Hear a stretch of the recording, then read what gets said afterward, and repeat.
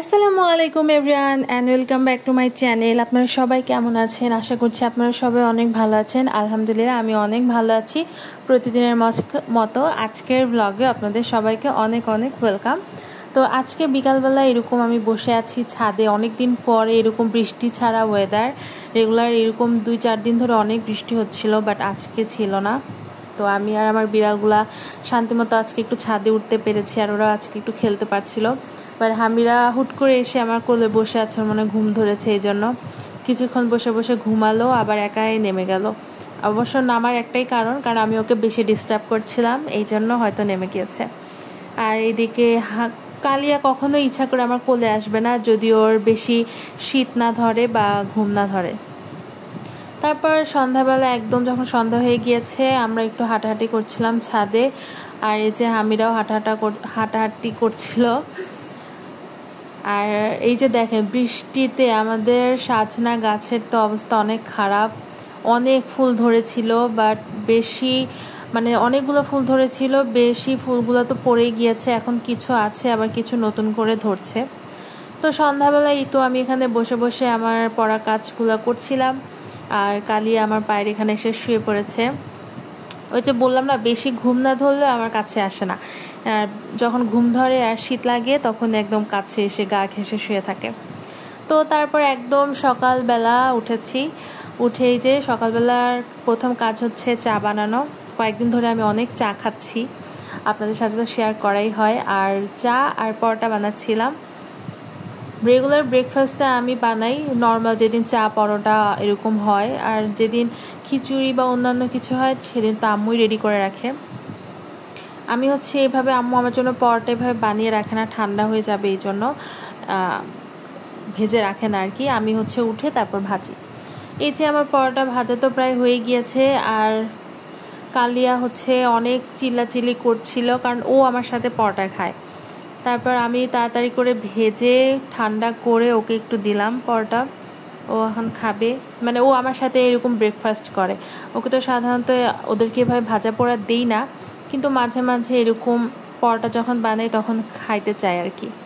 তারপর খাওয়া দাওয়া শেষ করে দেখি বাজার থেকে ভুড়ি নিয়ে এসেছে। অনেকে এটাকে বট বলে, আমরা বট বলি না, ছোটোবেলা থেকে ভুড়ি বলে বলে অভ্যাস। তো এটাকে আম্মু হচ্ছে একটু প্রসেসিং করছিল, ভালোভাবে ধুয়ে হলুদ দিয়ে এটাকে একটু সিদ্ধ করে নিবে। আমরা সচরাচর কুরবানি ঈদ ছাড়া এভাবে ভুড়ি খাওয়া হয় না, খুবই কম। বাট এই যে এবার নিয়ে আসলো কুরবানিদের ভুড়ির সাথে এই যে এমনি নর্মাল ভুড়ি না, অনেক পার্থক্য, মজা লাগে না ওইরকম। কুরবানিদের ভুড়ির মধ্যে আমার কাছে অন্য ধরনের একটা স্মেলও লাগে, আবার অন্য ধরনের একটা টেস্টও লাগে, যেটাই যে এরকম কিনে খাওয়া ভুড়ির মধ্যে না ওরকম আমার কাছে লাগে না। আমি জানি না এটা সবার সাথে একই রকম নাকি, বাট আমার কাছে মনে হলো এই জন্য বললাম। বাট কুরবানিদের আমাদের একটা বাসার রিচুয়াল আছে, সেটা হলো আমার আম্মু কখনোই গরুর ভুঁড়ি কাটে না। আমি কখনো দেখি নাই, আমি জন্মের পর থেকে দেখছি যে আমার বড় বোন কাটছে। তারপর আস্তে আস্তে যখন আমি বড় হলাম তখন আমি কাটা শুরু করলাম। এই যে এখন আমি ভুঁড়িগুলা কাটছি। কুরবানিদের সময় তো সময় পাওয়া যায় না, এই জন্য রাত্রেবেলা জাল দিয়ে পরের দিন সকালে কাটা হয়। বাট আজকে হচ্ছে জাল দিয়ে সাথে সাথেই কেটে ফেলতেছি। আমাদের বাসায় হচ্ছে ভুঁড়ি যেদিন কিনা হয় ওই দিনই আসলে রান্না করে না, 2-3 দিন জাল দেওয়ার পরে রান্না করে। বাট আজকে কোনো জালও দিবে না, আজকে হচ্ছে একদম ভালোভাবে কেটে ধুয়ে রেখে দিবে। যেদিন রান্না করবে তার 2-3 দিন আগে বের করে জাল দেওয়া হবে, আপনাদের সাথে শেয়ার করব অবশ্যই। আর আমাদের ভুঁড়িগুলোর সাইজগুলো একদমই ছোট ছোট করে হয়। আমার আম্মু ভুঁড়ি একদমই পছন্দ করে না, কিন্তু আমাদেরকে অনেক মজা করে কিন্তু রান্না করে দেয়, যেটা আমরা সবাই অনেক পছন্দ করে খাই। তো এই তো আমার ভুঁড়ি কাটা হয়ে গিয়েছে, ছোট ছোট করে একদম কেটে রেখেছি। এখন এটাকে ভালোভাবে ফ্রিজে রেখে দিব, যেহেতু এটা আজকে রান্না করবে না। তারপর বিকালবেলা আজকে আমি হচ্ছে যে দুধ জাল করছিলাম, কারণ আমি আজকে পুডিং বানাবো। এই জন্য 1 লিটার দুধকে আমি হচ্ছে ভালোভাবে ঘন করে নিচ্ছিলাম, কারণ যত ঘন হবে পুডিংটা ততই ভালো হবে। আজকে 3টা ডিমের পুডিং বানাবো। আমি ফুল রেসিপিটা শেয়ার করতে পারিনি, কারণ আমি একটু তাড়াহুড়ার মধ্যে ছিলাম, কারণ বিকালের বেশি হয়ে গিয়েছে, মাগরিবের আজান দিয়ে দিবে। আর আমি এই সন্ধ্যাবেলা এখন ছাদে বানাবো আজকে আমি প্ল্যান করেছি। এই জন্য সব কিছু যেভাবে ছাদে নিয়ে আসতে আমি রেসিপিটা শেয়ার করতে পারিনি। ক্যারামেলটা আজকে অনেক সুন্দর হয়েছে, একদম আমার মন মতো কালার হয়েছে, একদম গাঢ় একটা কালচে রং চলে এসেছে। তো এটাকে এখন বসিয়ে দিব। আমি হচ্ছে আগে থেকেই হচ্ছে চুলায় হচ্ছে আম্মুকে বলেছিলাম যে পানিটা দিয়ে রাখো, একটু গরম হোক আস্তে আস্তে। তো এখন আমি হচ্ছে পুডিংয়ের বোলটা দিয়ে দিব, আস্তে আস্তে হোক।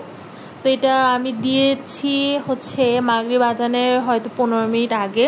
তো এটা দেওয়ার পরপরে আজান দিয়ে দিয়েছে।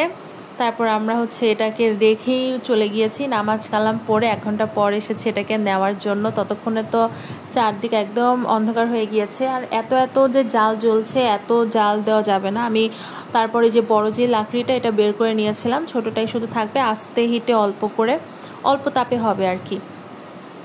এটার আমি এর আগে একবার কাপ পুডিংয়ের রেসিপি শেয়ার করেছিলাম, ওটাও আমার চ্যানেলে আছে, আপনারা চাইলে দেখে আসতে পারেন। ওটা অনেক কিউট হয়েছিল। চাইলে আমি আমার ডিসক্রিপশন বক্সেও লিঙ্কটা দিয়ে দিতে পারি যদি আমার মনে থাকে। তো এই যে এটা এখন আস্তে আস্তে হোক, এই যে এখন নিতে আসছি। তো আজকে আর এটা শেয়ার করব না, ইনশাল্লাহ কালকের ভ্লগে দেখতে পারবেন পুডিংয়ের আসল যে চেহারা। আজকের ভিডিও এই পর্যন্তই, ভিডিওটা অনেক লং হয়ে যাবে, এই জন্য আর দিলাম না। ভালো থাকবেন সবাই, আল্লাহ হাফেজ।